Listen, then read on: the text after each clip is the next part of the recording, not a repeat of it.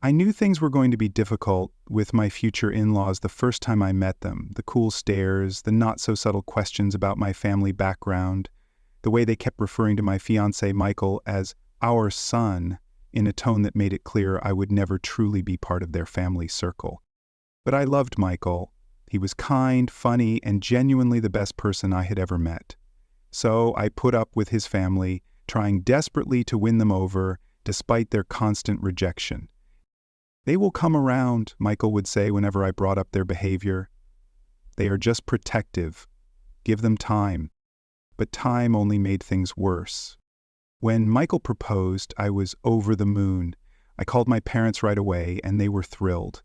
When we told his family at their weekly Sunday dinner, his mother Caroline barely managed a tight smile, while his father Robert simply nodded and changed the subject. His sister Melissa rolled her eyes so hard I thought they might get stuck. "We should discuss appropriate venues," Caroline said, completely ignoring my presence. "The country club would be ideal.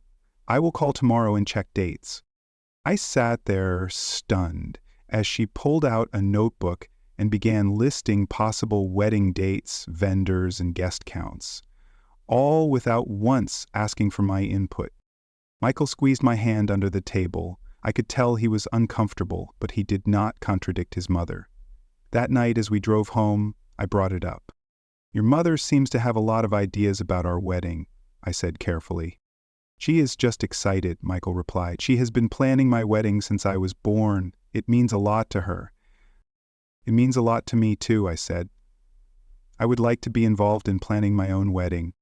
"Of course you will be," he assured me. "Mom is just getting started. You two can plan it together." I wanted to believe him. I really did. But over the next few months, it became clear that planning together meant Caroline making all the decisions and expecting me to go along with them. Every suggestion I made was quickly dismissed. "Every tablecloths? No, we always use white in our family." "A DJ? Absolutely not. The Westbrook String Quartet has played at every family wedding for generations." "Your college roommate as a bridesmaid? I think we should stick with family, do not you?" Michael tried to mediate, but he always ended up siding with his mother. "It is easier this way," he would say, "and it means so much to them." The final straw came 3 months before the wedding. I had gone to Caroline's house to discuss the wedding invitations. I had designed a sample that incorporated elements from both our families' backgrounds. I was proud of it and excited to show her. When I arrived, I found Caroline, Robert, and Melissa sitting with an invitation specialist. Spread across the table were samples of invitations. They had already selected one. "Oh, you are here," Caroline said, barely glancing up. "We have picked the invitations. Classic cream with gold embossing. The Prescott family crest will be at the top, of course." I stared at the sample. It was beautiful, but it was not what we had discussed. More importantly, it did not include my family name, just Michael James Prescott, and then requests the honor of your presence as he takes a bride. Not even my name on my own wedding invitation. "Where is my name?" I asked, my voice surprisingly steady despite the anger building inside me. Caroline looked at me like I was a particularly slow child. "It will be added, of course. But the focus should be on the Prescott name. It is a prestigious family in this community." "And my family is not?" I asked. "Well," she sniffed, "we all know your background is more I looked at Michael, waiting for him to defend me. He shifted uncomfortably in his seat. "Mom has a point," he said quietly. "The Prescott name does carry weight with the people who will be attending." Something inside me broke at that moment. This man who claimed to love me was perfectly fine with erasing me from our wedding. His family had been doing it from day one, and he had let them. I stood up, gathering my things. "I need some air," I said, and walked out. No one followed me. That night, Michael and I had our first real fight. I told him I felt disrespected and erased. He insisted I was overreacting and that his family was just trying to give us a proper wedding. "You do not understand how things work in families like mine," he said. "There are traditions, expectations." "So your family's traditions matter more than including me in my own wedding?" I asked. "That is not what I am saying," he replied, but his eyes would not meet mine. In the end, he promised to talk to his mother about the invitations. A week later, new samples arrived. My name was included this time, but everything else was exactly as Caroline wanted. I realized then that nothing would change. This wedding was not about Michael and me starting our life together. It was about the Prescott family putting on a show for their social circle, with me as a prop rather than a participant. For a brief moment, I considered calling off the wedding, but then a different idea took shape. They wanted a perfect Prescott family event? Fine. They would get one, with a twist they would never forget. Over the next 2 months, I pretended to go along with everything. I smiled through dress fittings for a gown Caroline selected. I nodded as she revised the guest list, cutting most of my friends and extending invitations to Prescott family connections I had never met.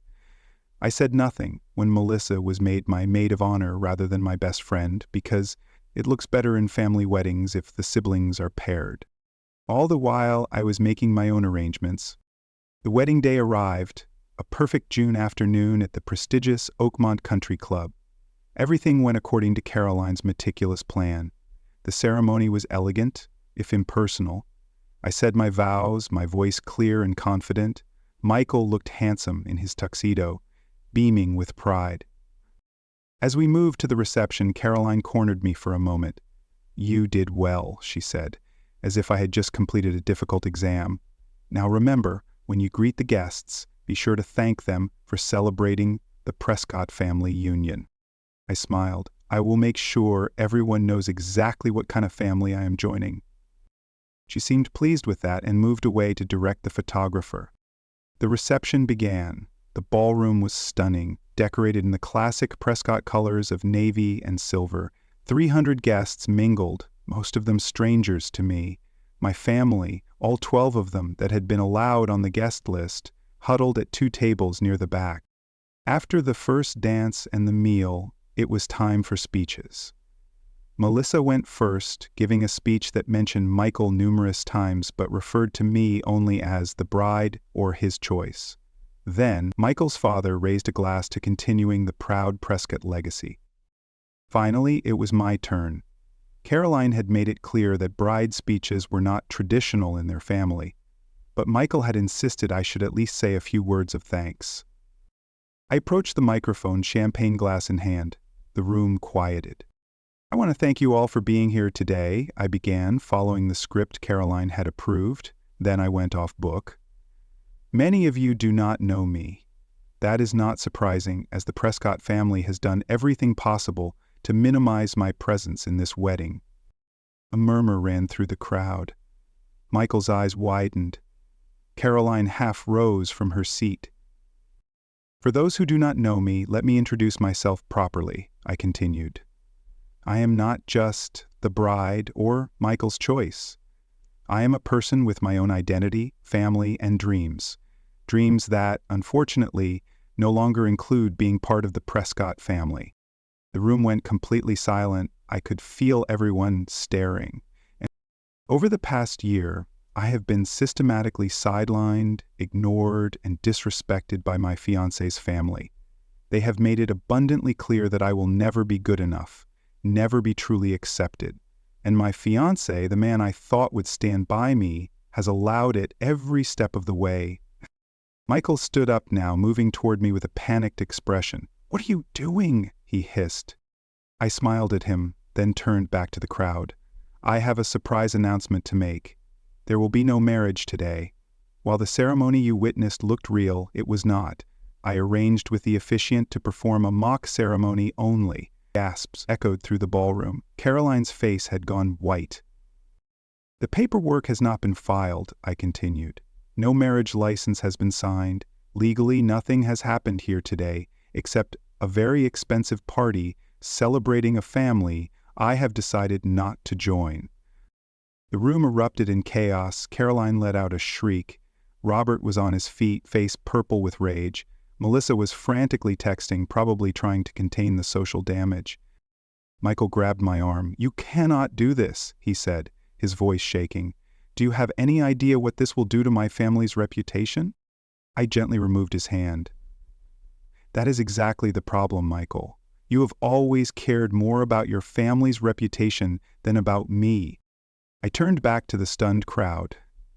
I wish I could say it has been a pleasure, but that would be a lie. Thank you for coming to what turned out to be my liberation rather than my wedding. The bar will remain open for another hour, courtesy of the Prescott family. Enjoy the rest of your evening. With that, I placed the microphone back in its stand, walked calmly across the ballroom floor, past my shell-shocked almost in-laws, and out the main doors where my best friend was waiting with a car. As we drove away, I could see Caroline through the ballroom windows, gesticulating wildly, probably trying to spin what had just happened into something less humiliating for the family. Michael stood frozen in place, watching me leave. I did not look back. Later that night, safe in a hotel room with my actual friends, the ones who had not been invited to the wedding but were waiting to celebrate my escape, I finally let myself cry. Not from sadness, but from relief. I had almost made the biggest mistake of my life. My phone buzzed with messages from Michael, alternating between rage and pleading. His final text just read, "My mother was right about you all along." I laughed through my tears and wrote back, "That is the nicest thing she has ever said about me." Then I blocked his number. The next day, after a good night's sleep, I woke up feeling lighter than I had in months. I had walked away from a man who would not stand up for me, and a family that would never accept me. It hurt, but I knew I had made the right choice. Some people have asked me if I regret the public nature of my departure. Why not just call off the wedding beforehand? Why create such a scene? My answer is simple. The Prescotts spent a year making me feel small, insignificant, and unworthy. They tried to erase me from my own wedding. So when I decided to leave, I made sure they could not erase that either. I made sure everyone in their social circle knew exactly why I was walking away. Petty? Perhaps. Satisfying? Absolutely. It has been 6 months now. I am back in my own apartment, focusing on my career and healing. I occasionally hear updates about the Prescotts through mutual acquaintances. Apparently they told everyone I had a nervous breakdown at the wedding. Caroline is already trying to set Michael up with the daughter of one of their country club friends. Some people have called me heartless for what I did. Others have cheered me on. All I know is that I stood up for myself when it mattered most. And if I ever do get married someday, it will be to someone who sees me as an equal partner, not an accessory to be molded by his family. So, was I wrong to give them a wedding surprise they will never forget, or did they get exactly what they deserved? Let me know in the comments.